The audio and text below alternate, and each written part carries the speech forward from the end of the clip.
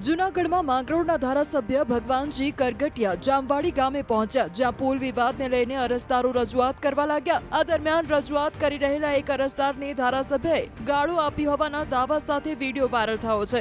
એક તો અપશબ્દોનો મારો ચલાવ્યો અને બીજી તરફ તેઓ એવું કહી રહ્યા છે કે હું ધારાસભ્ય છું, મારી સામે બોલવાનું। એવામાં સવાલ થવો સ્વાભાવિક છે કે શું મત વિસ્તારના લોકો પોતાના ધારાસભ્ય સામે બોલી પણ ન શકે? મળતી માહિતી પ્રમાણે અહીં કેટલાક લોકો દ્વારા પુલ બનાવવાનું કામ શરૂ કરાયું હતું, જે ગેરકાયદેસર હોવાના કારણે મામલતદારે મનાઈ હુકમ આપ્યો। બાદમાં અપીલના આધારે ડેપ્યુટી કલેક્ટરે 1 મીટરનો પુલ બનાવવાની મંજૂરી અપાઈ। જો કે ધારાસભ્યના જણાવ્યા પ્રમાણે અહીં 4 મીટરનો પુલ બનાવી દેવાયો, જેમાં કચરો આડે આવી જતા આસપાસની સેંકડો વીઘા જમીન પાણીમાં ડૂબી ગઈ। આ જ મુદ્દે નિરાકરણ માટે ધારાસભ્ય સ્થળ નિરીક્ષણ માટે પહોંચ્યા, ત્યારે અહીં અરજદાર ઉપરાંત આસપાસના ખેડૂતો અને આમ આદમી પાર્ટીના નેતા પિયુષ પરમાર પણ હાજર હતા। અરજદાર કાસમભાઈ દલનો દાવો છે કે પુલનું નિર્માણ તેમણે પોતાની માલિકીની જમીન પર કર્યું છે, છતાં તેને પાડવાનું કહેવાય રહ્યું છે અને ધારાસભ્ય મને ગાળો આપી રહ્યા છે।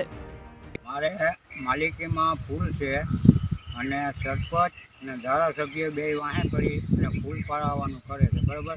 આજ ધારાસભ્ય આવ્યો તો મેં કીધું કે આ મારી માલિકીનું છે, તો મને ગાળો બોલી દો ધારાસભ્ય, બરાબર। મારી માલિકીમાં છે ને એ પાડવાનું કરે છે, કોઈની માલિકીમાં મકાન હોય તો એ પાડવાનું કહે, આ પાડવાનું કરે છે। ધારાસભ્યને સરપંચ મારી વાહે પડ્યા અને મને પાછી ગાળો બોલી જાય। વિવાદ વકરતા ધારાસભ્ય ભગવાનજી કરગટિયાએ પોતાનો બચાવ કર્યો અને એવો દાવો કરી નાખ્યો કે મેં કોઈને ગાળ આપી નથી। જે શબ્દો બોલ્યો એ શબ્દો આ વિસ્તારના રૂટીન શબ્દો છે, જે રોજિંદી બોલચાલમાં વપરાય છે। મારા મત વિસ્તારના જામવાડી ગામે 2-4 ખેડૂતો દ્વારા ગેરકાયદેસર પુલિયાનું કામ ચાલુ કર્યું, એટલે ત્યાંના સરપંચીએ 3 નોટિસ આપવા છતાં બંધ ન કર્યું અને સરપંચશ્રીએ મામલતદારને રજૂઆત કરી, એટલે મામલતદારે એ પુલિયું બનાવવા માટે મનાઈ હુકમ આપવામાં આવ્યો। એટલે એ લોકો ડેપ્યુટી કલેક્ટરમાં અપીલમાં ગયા અને ડેપ્યુટી કલેક્ટરે સ્થળ નિરીક્ષણ કરી અને એવો ચુકાદો આપ્યો કે 1 મીટર સુધી આ બ્રિજ પુલ તમે બનાવી શકશો।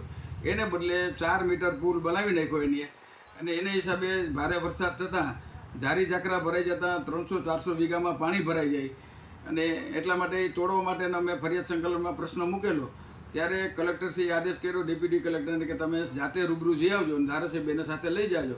એટલે ધારાસભ્ય, હું અને મામલતદાર ત્રણેય ગયા હતા અને આપના કાર્યકર ત્યાં આવી અને મારી સામે દલીલ કરતા હતા, એટલે મેં એને કીધું કે ભાઈ આ ગેરકાયદેસર છે ને પુલ તોડવો જરૂરી છે।